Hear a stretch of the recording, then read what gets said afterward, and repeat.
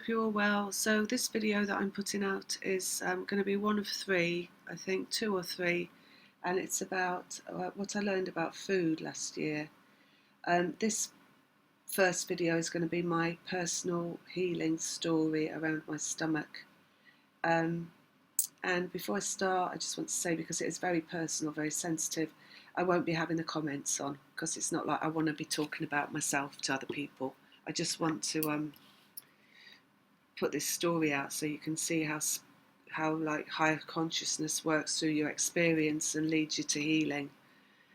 Because I read the energy of all that. So, and the first thing that I've got to say, my guides told me to say, in regard to everything that I'm going to say here, this is my personal experience with food.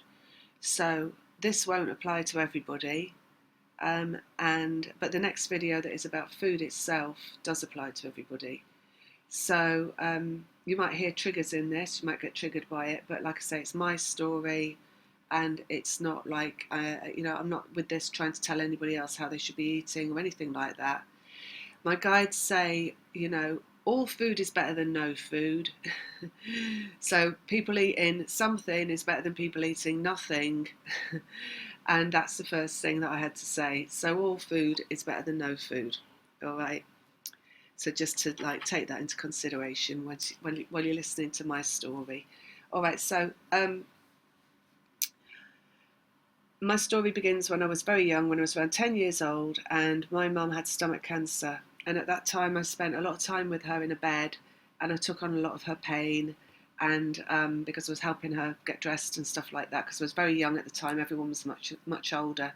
I took on a lot of her pain, and my stomach started hurting around that time.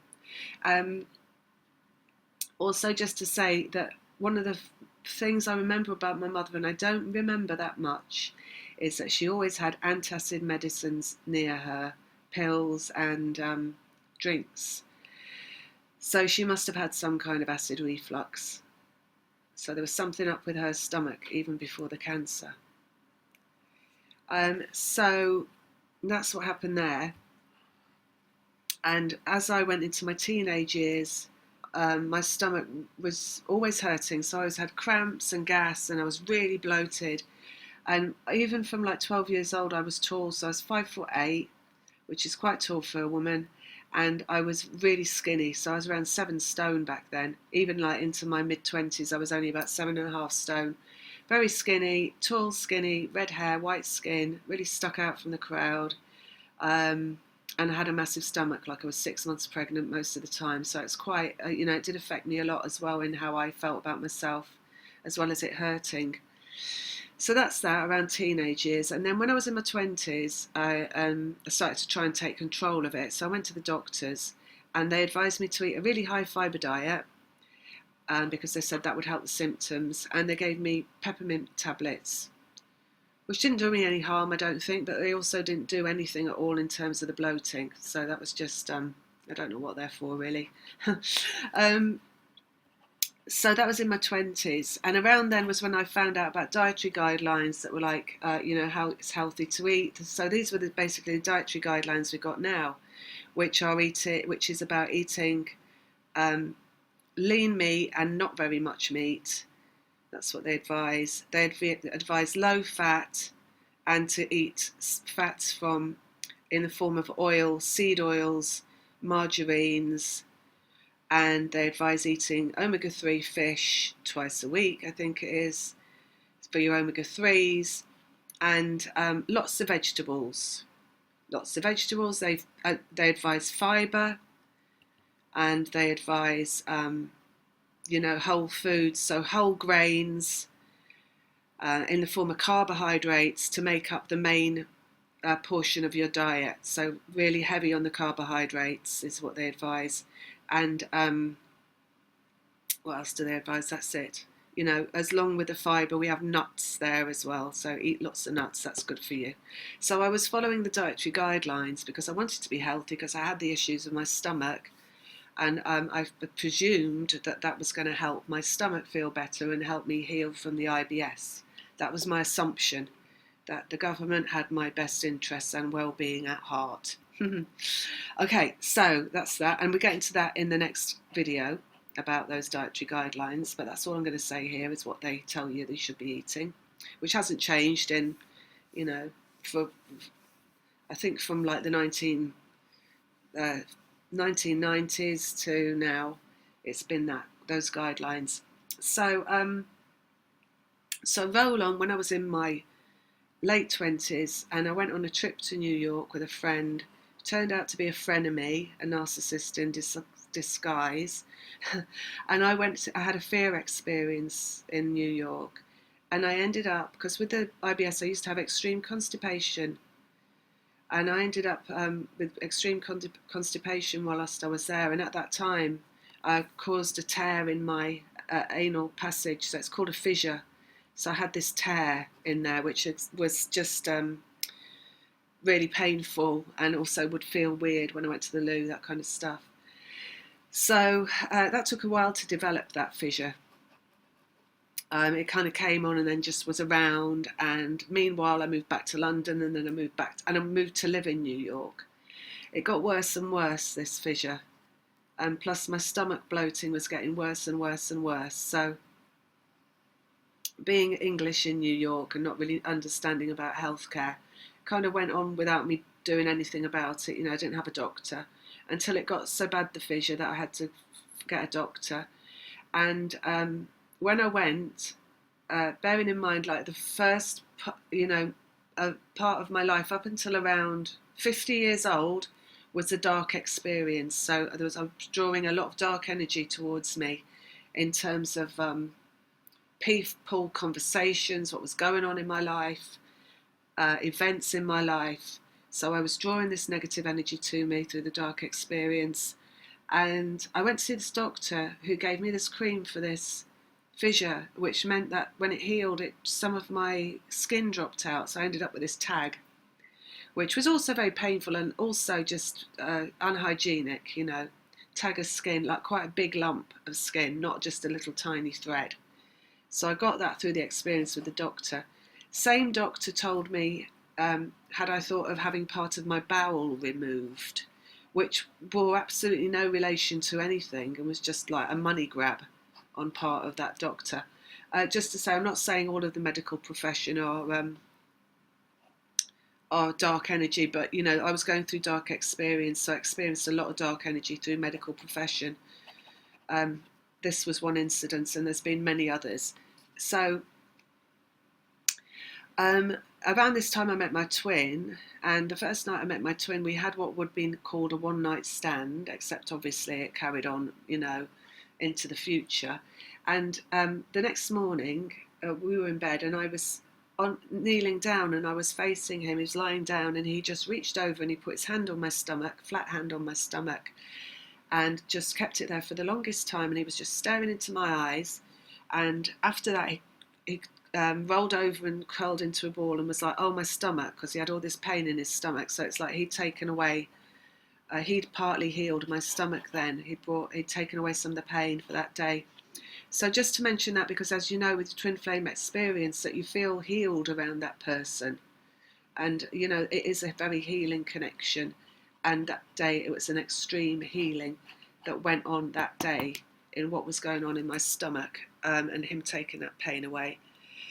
So that's kind of it for a while after. And then, twin flame experience was kicking in and all that took over in my life. Eventually I moved back to London. When I went back to London, I was on my own, and I decided to really get to grips with this stomach thing, because it was not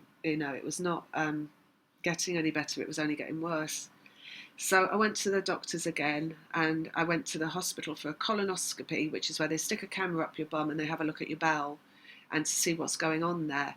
And when I went for that, the doctor was looking at the screen, looking at my bowel, and he was saying, "Oh my God, you've got a spastic colon."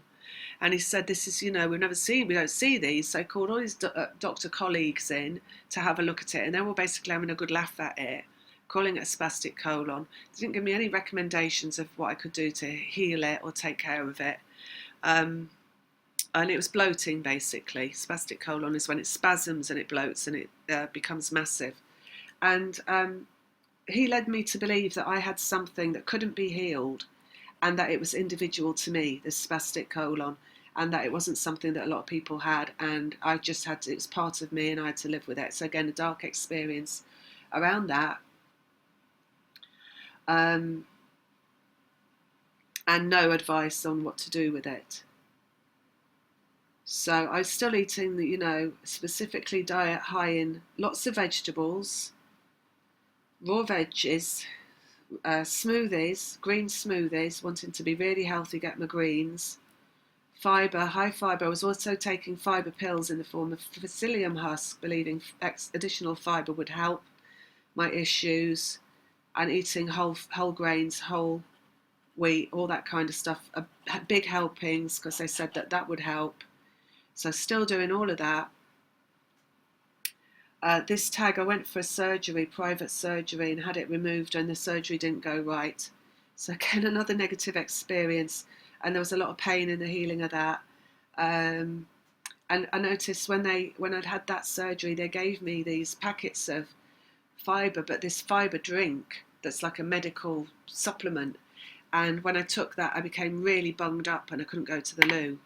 And I thought, well, what is the point of this? Because this is just making me more constipated. And it's like a medical, they give you it, if you have any kind of bowel operation or anything like that, they will give you that. So my suspicions were kind of aroused with that fibre drink they'd given me that just made the constipation really worse on top of the operation. So that was that issue, right? And then I was teaching yoga for a long time in London. So whilst I was teaching yoga, I still had the bloating, I still had the cramps and everything. I was eating a more or less a vegetarian diet. And then around the age of 49, I started to develop perimenopausal fat pads. So I had fat pads like on my bingo wings, under my arms, my inner thighs. My stomach was getting fat, and that was on top of the bloating. So it's like my stomach was massive on what is otherwise quite a slim person. Really, used to be really embarrassing, especially teaching yoga, because people expect you to be really healthy and toned and all that kind of stuff. So, and the vegetarianism wasn't keeping my weight off. So in my 20s, I'd known two dancers, and they were vegan because it meant that they stayed thin. The veganism kept them thin. So at that time I went vegan, and within 3 months I'd made myself really, really ill. So I was experiencing a lot of fatigue and exhaustion and brain fog. And one of the first experiences I have of being connected to spirit and them guiding me was I'd cycled back from a yoga class to the supermarket, and I was looking for something to eat, and I just didn't want to eat anything. And I was in like a minor trance. And I came to from this trance, and I was stood in front of the food aisle with a packet of lamb mince, not lean, lamb mince, in each hand, and organic lamb mince. And I looked down, and as I looked at the meat, I came out of the trance, and I was like, oh my God, I'm anemic. So, and I was like, oh, like this aha moment, it's the meat, it's because I'm not eating meat. So I started to eat meat again, took loads of iron supplements, vitamin B supplements, and got back to normality in my body. But then what happened was, because I was running a program basically, because all thought, until you arise in higher consciousness, which is connection to source, and you're doing just what feels good for you, you're connected to thought programming in whatever form that comes through. And you're running programming basically. And I was running a thought form program which was connected to empathy for animals. So I was believing through collective consciousness that it was better to not eat animals, that we should not do that and not harm the animals. So that's the program I was running, and don't jump to conclusions around that, because I've got more to say on that. So I'm not saying that's the end of the story, all right? It's just a program I was running then. So I cut down the meat eating again, because it was like I wouldn't eat anything with a face, basically. Although I did have to eat meat twice a week, because to make sure that I didn't get anemic again, because I could feel it. Once it happened, then I could feel it. as it was happening each time. So twice a week about that I was eating meat. And I was telling myself, well, even the Dalai Lama eats meat for health reasons, so it's all right for me to do that. If he does that, it's all right for me to do that. So I started running that thought program around it instead of the don't eat anything with a face. Then that's that, right? And then we roll on to me moving to this house, and it was 2019 that I was feeling like I want to get this issue sorted out again with my bum. So I went to the doctors and I got booked in for another colonoscopy at the National Health Hospital that's nearby, and which was another dark experience, to see if they would remove this tag for me and to also just have a look. Well, I knew what they'd said about my bowel, so it wasn't really that. No, it was because I wanted to get the tag removed, and I couldn't have the tag removed on the National Health unless there was an issue, and they'd go through all the procedures. Another colonoscopy was what I had to have. So I went for that, and at the time they found a precancerous polyp, and they removed it. And I remember as I was looking at it on the screen, I knew that it wasn't real. I knew it was a hologram, and I'd brought it to myself for something. But even though that was what I was getting from higher consciousness, when I came out of the experience, that hospital, it was a very negative experience. There was like a nurse that was rolling her eyes at me in like shaming me. The doctors weren't very nice. They weren't very kind. They weren't very empathic. And they told me it was nothing. There was nothing wrong with me apart from they removed this polyp. And then, so they weren't going to do anything about the tag. And I came out of the hospital and I cried. And I was like, well, how can I have that tag? Because I've been eating what's recommended by the government as the diet that prevents cancer of the colon. High fibre and lots of vegetables, lots of whole grains and whole wheat. So it was a conundrum. Right, why have I got that polyp? Anyway, then just another little bit of spirit that came in was I was walking around the house after that, and I suddenly heard Spire in my head, and that's the name of a hospital around where I live, a private hospital. So I thought, well, I'm going to make an appointment to go to the private hospital and see if they'll do it, and I'll pay for it to be removed, because it was by then, it was, you know, I've got my impending reunion, and I'm expecting, like, I'm going to be having some sacred sex, and I want this thing removed. So I went to the Spire Hospital, and I saw this doctor. Actually, I was booked in to see one doctor, and then I got a call, and they said you can't see that doctor because of the schedule. And they put me on, and I was like, okay. So there was another doctor, so I went to that doctor. So it's even like divinely guided in which doctor I ended up seeing. And this woman doctor that I saw, when she looked at it, she said, well, this should have been done on the National Health, and I'm going to do it for you on the National Health. So I ended up having that operation on the National Health anyway, for free. When I'd had the operation, she found nothing wrong in terms of like where there was a fissure or a fistula or anything like that. She just took the tag off. Absolutely no pain I had after that operation, which was a miracle. And I got up after the surgery, and I was like, I feel like I could go out disco dancing. And I literally did. I felt so great.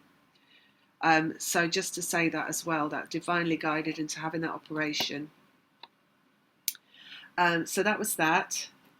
And then this is last year, 2020. So that was the beginning of 2020. I had, beginning of 2020. And then these are the things that happened in the first half of 2020. So there's a few things that went on, which were also like spirit moving me into a different kind of place to get me ready for what came in this last half of the year, which was like an intense healing. So one of the things was, I started eating around 6 p.m. at night instead of 8 p.m., which is when I had been having my last meal of the day. So my eating window went down in the evenings to 6 p.m. at the latest. That was one thing. The other was I was having a bowl of whole wheat pasta on one day, and afterwards I felt really ill. And from that moment on, I stopped having carbohydrate in the evening. So I cut out all carbohydrate in the evening. I also cut out my fibre pills. I just decided I don't want to do that anymore. I'm not taking them. I don't, I've got the gut issue. So what are they doing? They're not doing anything. So I stopped those. The other thing was I had been having a green smoothie every morning first thing for must be 6, 7 years, and I just stopped. I was just like, I don't want to do this anymore either. I don't think this makes me feel very well. So I stopped that. Another thing that happened was I was eating a candy bar one day, so not a proper chocolate bar with like 80% cocoa and very little sugar. This was one of those uh, factory made, candy, um, imposing as chocolate kind of bars that they have in, they've got them all over England. The US has got them as well, and made of like soya lecithins and sunflower oil and some numbers and lots of sugar, whatever. And I was eating that, and as I was eating it, it was like I was chewing on granulated sugar, like pure sugar that you put a spoonful of into like tea or coffee or whatever. And I just spat it out. And that is the last time I've eaten one of those, any kind of candy or sugar or sweet like that. It's the last time I did it. So it's like they were getting me ready for something after this operation at the beginning of the year. But I didn't really connect these incidents of this stuff happening to anything being about to happen. So, and just to let you know as well, I've always been someone, even when I was teaching yoga, I'd get up in the morning, even then when I had to go out and teach a class, I'd have a small bowl of porridge. So I'd always start the day with some kind of carbohydrate to get for the energy and also for the fibre for my bowel. And there was one point last year, and I just kind of said to my guides, I'm really bored of this now. I don't want to do this anymore. I'm really bored of this breakfast. What can I have for breakfast? So just to make you aware as well, because I've got this constant conversation that goes on. And I feel like when I said that, it was almost like the response was, right, she's ready for like what was going to come in. So that was just an interesting thing that happened. And then in June, I was making a quilt. Like they make on the Western trails, all patchwork of fabric. And I was in a rush to get this quilt finished because I knew when the quilt was finished, something else was coming in. And I thought it was going to be my reunion. So I was in a mad dash to get this quilt finished. And when I finished the quilt, I was doing something with it on the floor. I think I had it laid out or something. And I'd done everything that needed doing. And then I stood up. And as I stood up, I had this huge Mandela effect and like multiple timelines collapsing.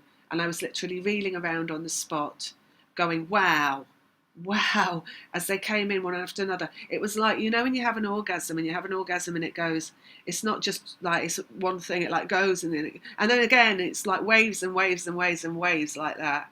It was like waves and waves and waves of this Mandela effect of these timelines collapsing. So that was when I finished the quilt. And on the same day, at the end of that, I was like, so what's next then? I said to my guides, so what's next?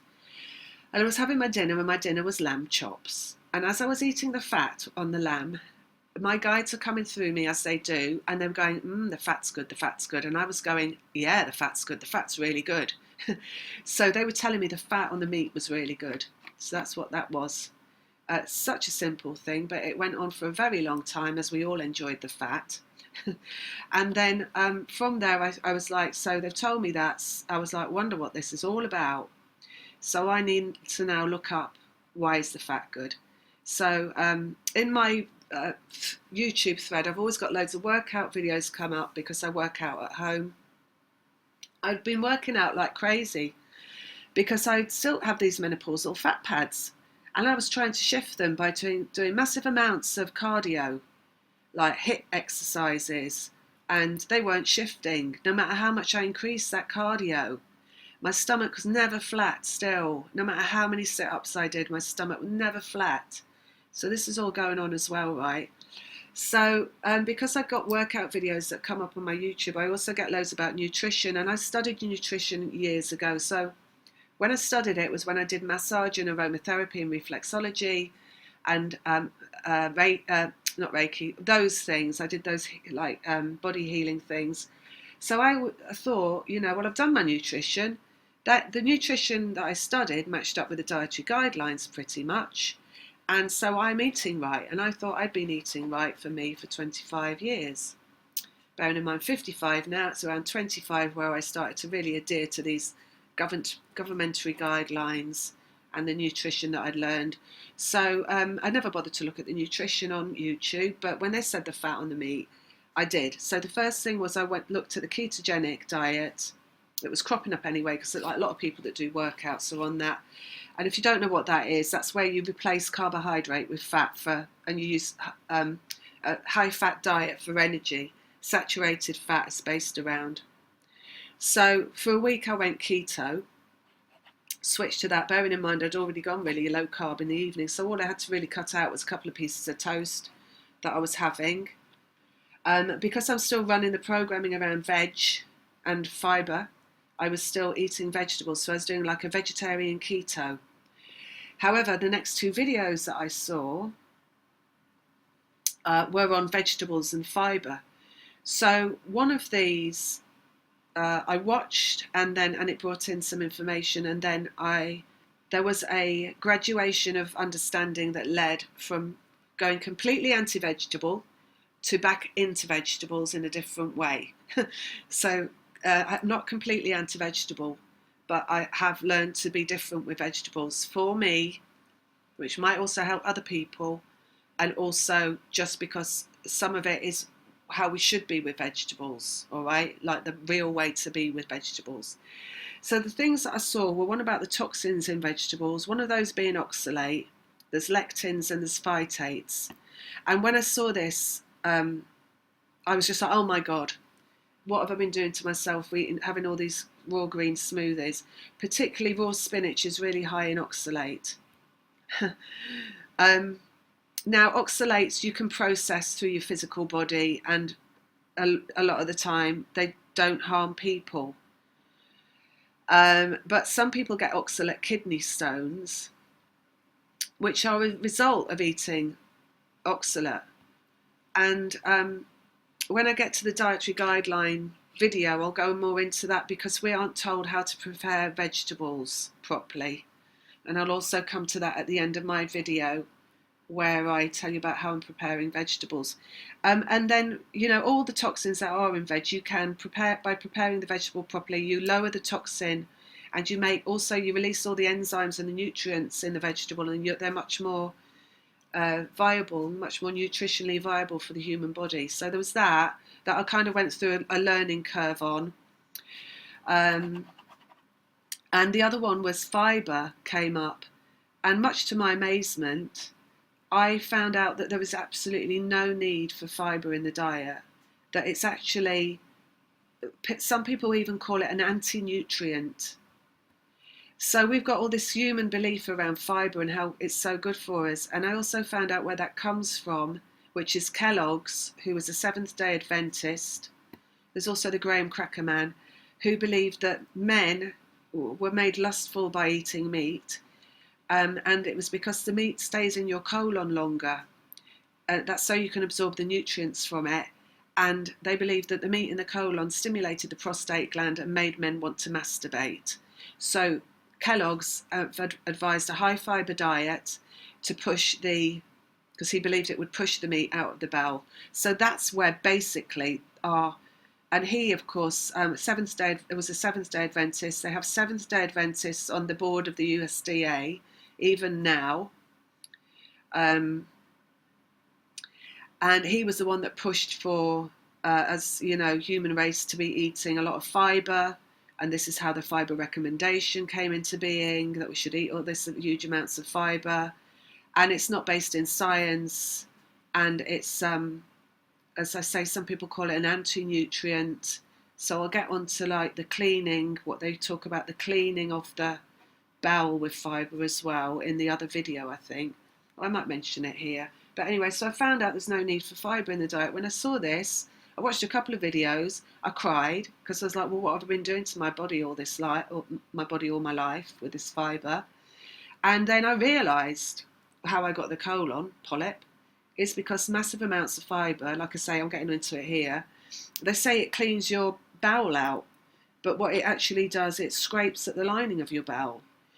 They are causing polyps. They say that it is a nutrient, but there's no nutrients in fibre. Now they say it's, new thought, new research, it's an anti-nutrient, because what it does is it blocks your bowel with undigestible. It's like putting leaves and twigs in there. So it means that you can't actually absorb the nutrients from any other food that you're putting in your bowel. So that's what so that explained my polyp and where that came from. So I don't eat any fibre anymore, practically no fibre, but we'll get onto that a little bit more in a minute. I just need to write something here so I can remember to say it. Then, so there was those two things that changed the way I ate. So from then I went on to from ketogenic, vegetable based, I went on to carnivore, and my carnivore experience lasted a month. Full dirty carnivore, because I was still having cheese and eggs and dairy in the form of cream. Some people cut all that out. So my carnivore, I didn't know when I went on it if I was going to be on it for good or not. It turned out to be more like an elimination diet.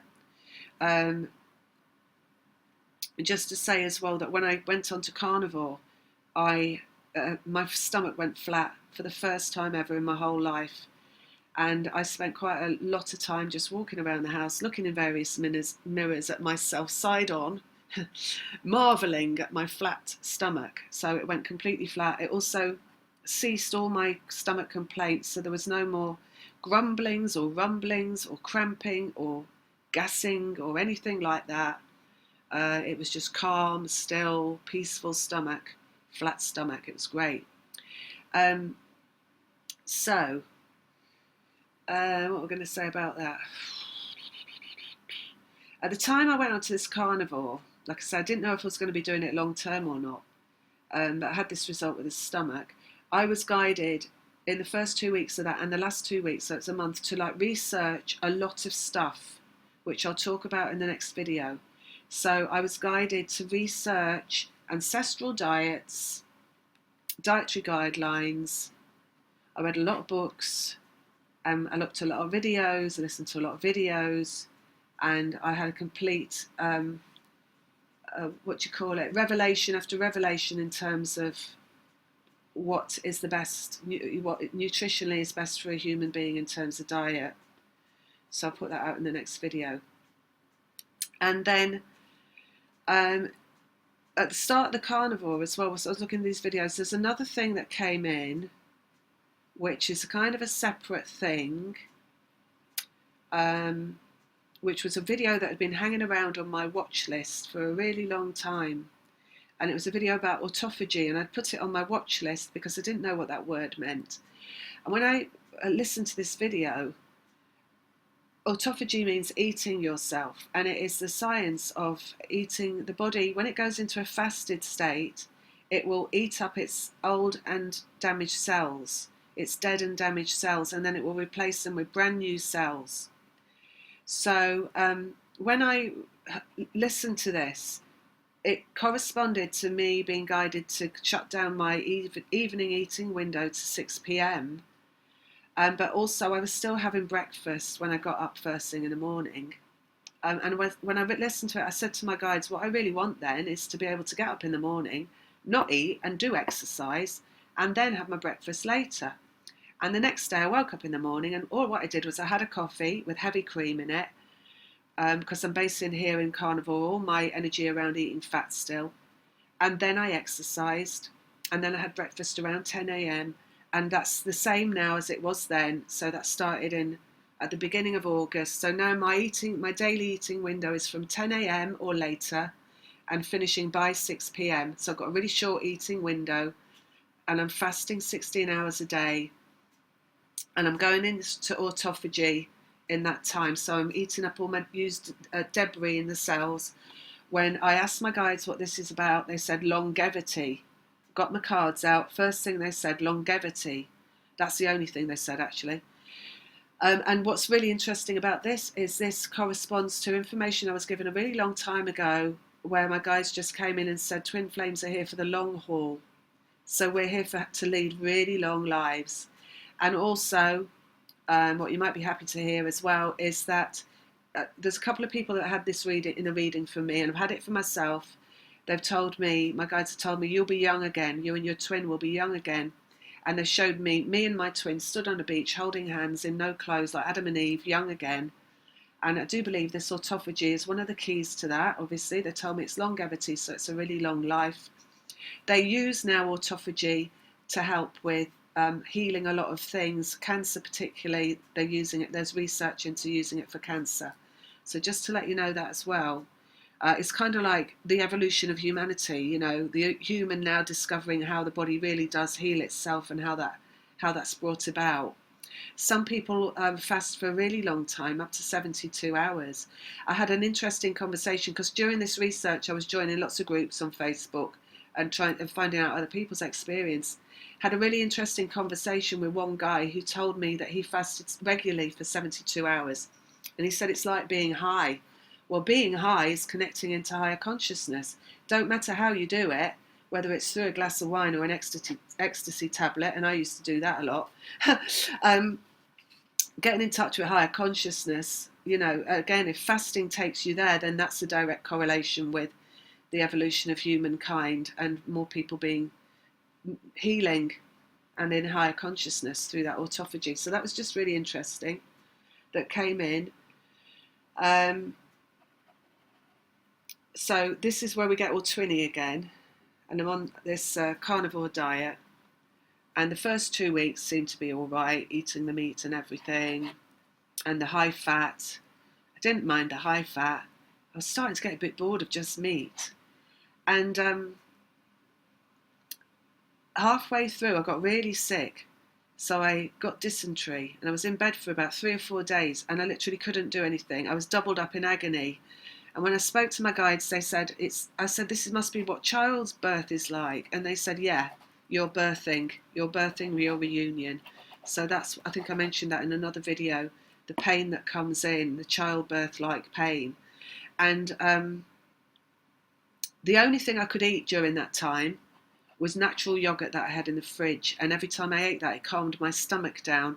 So from here, I started to research microbiome, pre and probiotics and how important they are, and I got a lot of understanding around that. I'll put that out in the other video as well, because that's not strictly personal, that's for everybody, but that's just how they led me to find out about that. And then when I recovered from that, so now we're moving into the next 2 weeks of my carnivore experience, I just went back to normal. So I was exercising, and I was you know, moving about a lot, and I was eating my carnivore diet and my high fat diet. I had found out when I went first of all ketogenic that you know, if you're on keto or carnivore, you should take extra magnesium and potassium, because that's what you get mainly from vegetables. And although some people on carnivore don't even do that. So what I learned about that was why and how and what's going on there, and also about my twins. So I'd ordered this stuff which is called crema tartar, which is a potassium. It's basically, it's potassium tartrate is what it is. So chemically, that's what it is. And when I came out of the illness, and I said I was moving around and I was getting on with my life, there was one point I was kneeling down in the house to do something, and then I tried to get up and I couldn't move my legs at all, and I had to grab hold of a chair to pull myself up off the floor. And just as I managed to get myself moving again, it took about half an hour to get my legs working again, the door rang, and it was the delivery of cream of tartar. And as it arrived, I was like, oh my God, this is potassium, because potassium is an electrolyte, and electrolytes move your muscles. So I learned that I was low in potassium because of the illness as well. But then what I learned was how important potassium is if you're not eating vegetables, and how to supplement with that. And also in regard to my twin. So my twin is an athlete, and even though he's older now, he still works in some form of athletics, either teaching or coaching, not sure which.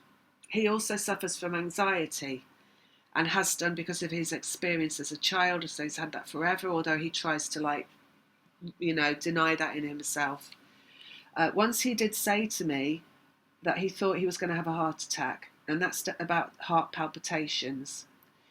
One of the symptoms of potassium depletion or lack of potassium in the body is that you can feel your heart racing, you can hear and feel it beating in your chest, and also you get aches and pains in the muscles, and it causes anxiety because it controls all the nerves. So low potassium can cause anxiety, and also anxiety can cause low potassium. When you become anxious, stressed, or feel you're under threat, go into fight or flight, you start to use up all your potassium, so you become potassium depleted.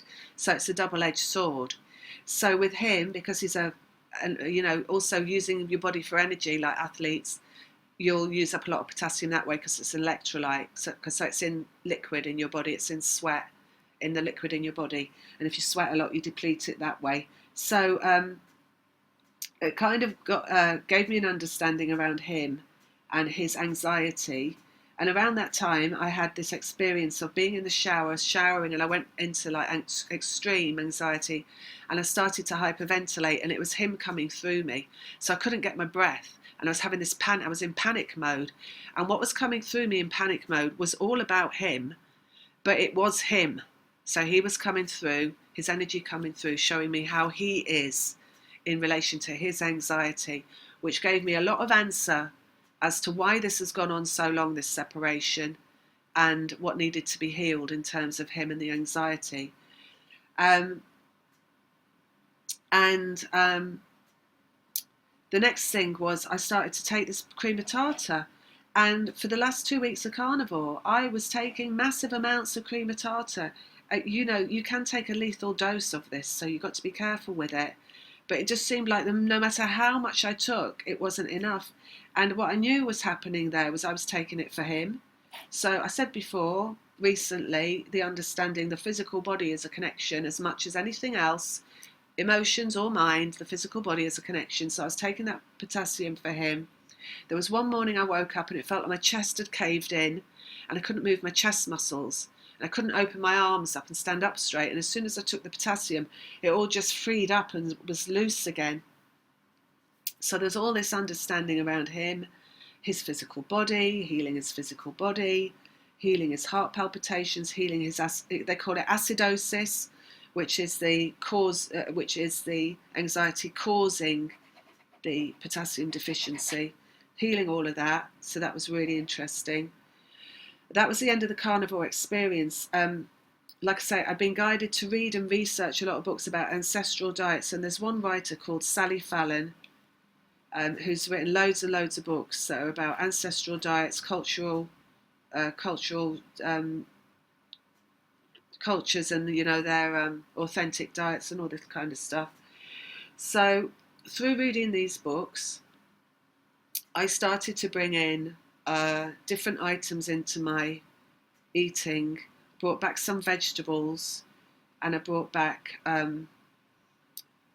things that she recommended for healing. She's got one book which is all about broth and the healing effect of broth, and how every culture used to have a big pot of broth simmering on the stove where they'd throw all the vegetable scraps, all the bones from the meat, and they'd keep it going all the time, and the healing effect of broth. So I brought that in. So just to tell you as well about that time, what happened was I was just standing there one day and I suddenly felt my stomach draining away. And as I felt it, I put my hands on my stomach and I was like, oh, it's draining away. And then it was about my mum, and it was about her stomach cancer, and it was about all that energy between me and my mother and the healing that I was facilitating of me, of what I'd taken on board from her because of her pain and all that draining away. So I knew at that moment my stomach was on the road to healing through what I was going through. So it then made sense of everything that they brought to me and everything they showed me and why I'd had to do certain things and where it was all leading to full healing of the stomach, basically. And also to more understanding of where the dark agenda lies in terms of nutrition and what had killed her as well, what caused that cancer in her. So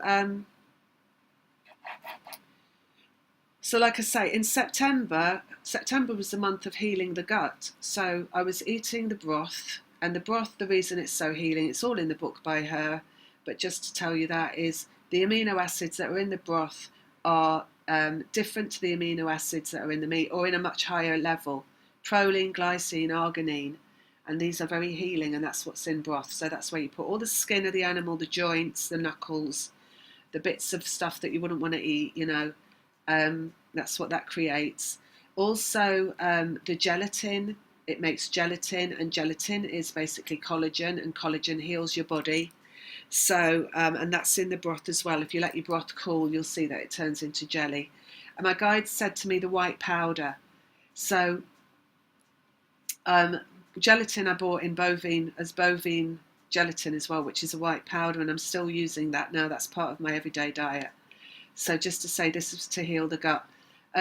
In Sally Fallon's book, what I found really interesting, where she talked about in the 18th century, doctors used gelatin for healing. And there's one doctor quoted there that says, if you eat gelatin with your meal, you can eat any food and it won't affect your gut. And what I've noticed is, because I now eat gelatin every day with every meal, that I don't have any of these symptoms anymore that I used to have. I don't have any bloating, gas, cramps, rumblings, stomach pains, anything like that.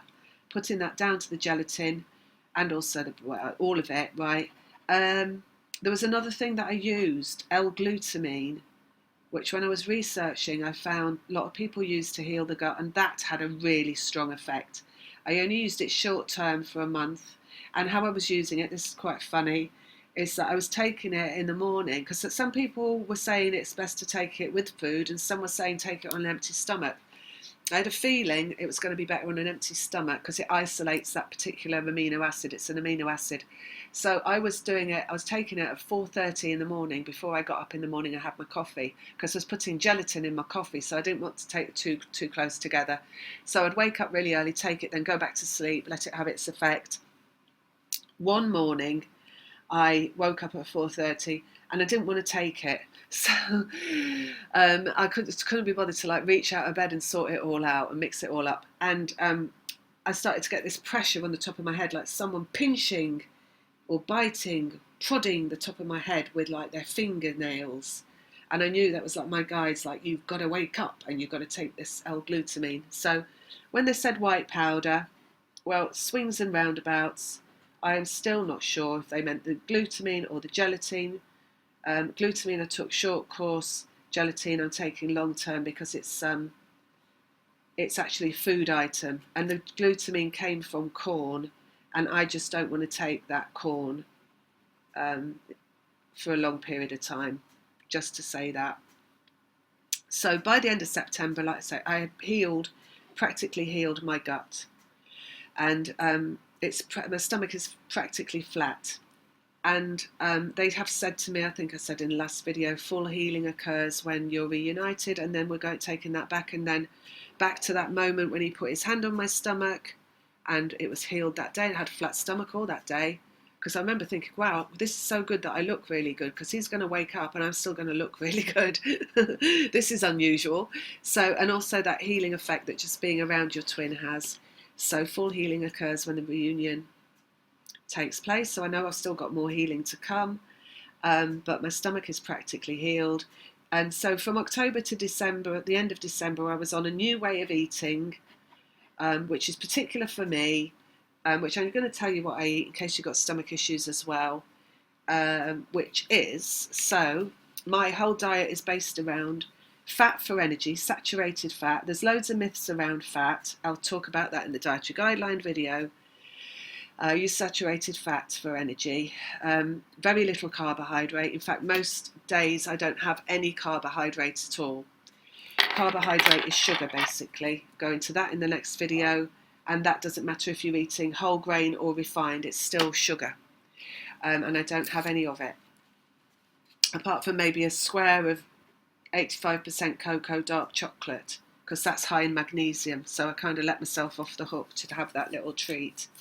So my diet consists of, I wake up in the morning and I will do, I have my coffee and I have it with heavy cream and a teaspoon of gelatin. I have 2 of those. I like my coffee. And then I will sometimes exercise, sometimes not. I'm also doing a lot less exercise now, because what I learned as well was to lose middle-aged weight, if a man or a woman, is to cut out the carbs and raise the fat. And that's all about insulin response. And I'll put that in the next video because that's around the dietary guidelines. And so when you do that and when you eat nutritionally adequate diet, you don't need to do massive amounts of cardio. In fact, I'm doing hardly anything now. I'm doing like about 15 minutes and it's weight training. Weight training is good for people who are older because it makes you stronger and it builds muscle. So I just do about 20, 15 minutes of weight training, maybe 3 times a week.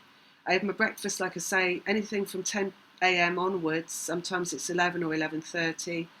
And I have a cup of broth, meat broth, and I slow cook that broth as well to make sure I'm getting all the goodness into it. I'm going to make my broth about twice a week in my stock pot that I bought. So I have a cup of broth. I have 2 slices of bacon with loads of fat on. I cook the bacon in loads of animal fat and ghee, which is clarified butter, so that's only fat, no protein, because butter's got protein in it. And I have 2 eggs, free-range organic eggs, which are high in omega-3, and I whip them up in the fat, so I wipe up all that fat in the pan with those eggs, so that's loads of fat. And then I have a small amount of prebiotic veg, so I'm making my own fermented vegetables. So in terms of how we should prepare vegetables that they don't tell us about to get rid of the toxins, is either fermenting, boiling, adding citrus or adding dairy. And I ferment because that's the best one that you can do, and it makes them really prebiotic, so you get that all that good bacteria from that vegetable, which they say you need to eat massive amounts of fibre to get your microbiome, but you don't. 1 tablespoon of fermented veg is all I have in the morning, and I vary that in terms of veg. And then I'll have on that some kefir or natural yogurt for the probiotic, the probiotic bacteria. And what else do I have? Do I have anything else? Breakfast? No, that's it. Oh, I have a teaspoon of coconut oil or coconut fat, which is high saturated fat as well. So I have all that lovely fat for breakfast. I don't get hungry anymore because I found out hunger is not hunger. Hunger is carbohydrate withdrawal. So when you eat a diet based around carbohydrates, it's sugar. And as soon as that sugar starts to leave your bloodstream, you start to crave more sugar, which makes you think you're hungry again. It's not hunger. Now I eat fat for energy. I never get hungry. So sometimes I'll go through lunch and I don't have any lunch. And I just have my dinner around 4:30 p.m. If I have lunch, I have pork scratchings, which are natural ones that have got no additives, that are like 80% fat, 20% protein. I'll have a couple of those. Maybe I'll have some pumpkin seeds. Again, with the seeds and nuts, it's all about soaking, sprouting, and then dehydrating to preserve them. Soaking and sprouting makes them nutritionally viable, releases the nutrients so you can absorb those. Which they don't tell you either in the dietary guidelines. They just tell you to eat loads, and if you're eating them and they're not prepared properly, all the vegetables, all the nuts, what they'll do is, instead of like giving you the nutrient that's contained in that vegetable or that nut, they'll just take it with them out through your bowel. So you've got to prepare the vegetables and the nuts to make yourself be able to absorb, to release the nutrients so you can absorb them. So anyway, that's dietary guideline stuff. But so yeah, I might have a handful of properly prepared pumpkin seeds, which I used to not be able to eat without getting violent stomach cramps, and now there's no problem at all. I can eat those, and it's like I wait for something to happen sometimes. I'm like, yeah, come on then. Where is it? I know it's going to happen, and it just doesn't. There's nothing. No pain, no cramp, nothing. At dinner, I have a small amount of animal protein absolutely every day. Vary that as much as possible. Small amount, like a small fist, no less. Like just I don't know, what is it, about maybe 40 gram of protein. And I make soup out of like loads of ghee, loads of animal fat, add a few mushrooms that are high in vitamin D, loads of double cream, loads of stock, which is the broth, and make the soup and keep it in the freezer, and have a big mug of that soup, and I might have a few like Brussels sprouts, load them up with butter. So basically my guides are like, you're just using the vegetable now as a vehicle for saturated fat. So that's what I see my vegetables as. And I could get away with not eating any vegetables at all. But I like a glass of wine, and wine depletes your potassium. So in terms of my potassium intake, despite the fact I take supplement, I do feel that it is necessary for me to also have a little bit of green vegetable for some potassium and magnesium. So I have those in the evening, but it's mainly it's a fat-based meal, and it mainly is fat. So that's what I eat, and I do it by 6 o'clock. And the amount of food I'm eating now compared to when I was carbohydrate based is just tiny, and it's nutrient dense, and it's completely opposite the government guidelines. As I researched this, loads of stuff I was finding out that is opposite the government dietary guidelines and opposite the science that you'll find in the media and that's put out by the government. So things like calories in, calories out is not true. Things like the BMI, how they measure body fat, is not the proper way to be measuring fat on the body. All this stuff basically that I thought was like, I was trying to like keep up with. What else? So that's my diet now. The other thing is, and this was actually earlier this year, so this is the last thing, I've forgotten about it, I'm going to put it in now, is that I was really feeling encouraged and pushed energetically to start doing this oil pulling with my teeth. You heard of it, it's like you swish around a load of oil or fat in your mouth to clean your teeth. So I started doing that with coconut fat, and I've noticed how clean my teeth are with that, and I do that every day, twice a day. I do still brush my teeth afterwards, but that's only really a social thing to get the bits out. It's not to clean them. One of these books I read about ancestral diets was really interesting because it was this guy, Vilhelm Steffensen, who lived with the Inuit, and he said when he went to live with them, he said he didn't know if he was going to survive it because all they ate was meat and fat. And he said, but then after a while he realised that he was perfectly fine eating like that. And he said they were built like giants, these Inuit. They were like really strong. And he said their teeth were so incredible. They had no cavities on this diet of fattened meat. And he said, but their teeth were filthy. Despite that, their teeth were filthy. And I feel like sometimes that's what my teeth are like now, because what I'm being guided is to like do this oil swishing and eat this fat diet. And my guides are like, you don't need to brush your teeth. You only need to brush your teeth if you're eating sugar. You don't need to brush your teeth if you're eating fat. So anyway, so that's the end of it. So there we are, and that's the end of my healing with my stomach, and until of course the twin comes in. But like I said, it's flat now pretty much. It doesn't do any pains or grumblings, and I've eaten a completely different way than I used to, which is neither carnivore nor vegan.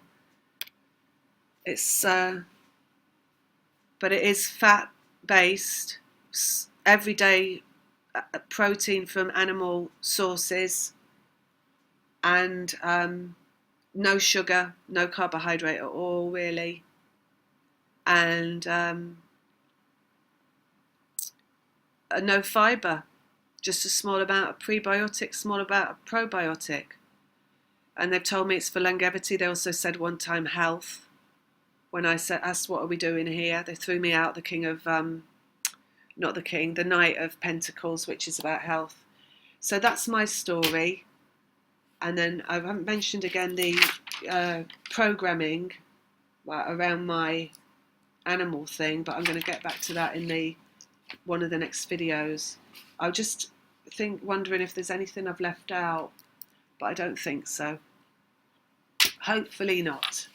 So that is it. That's video done, and I'll be back with the next one on what I learned about dietary guidelines. Lots of love, take care. If you want any advice or for readings, sessions, my email, everything is in the description box below. And in the next video, I will put loads of links to things that the videos I watched and the science that I read and that kind of stuff. But this one, no, because it's just personal.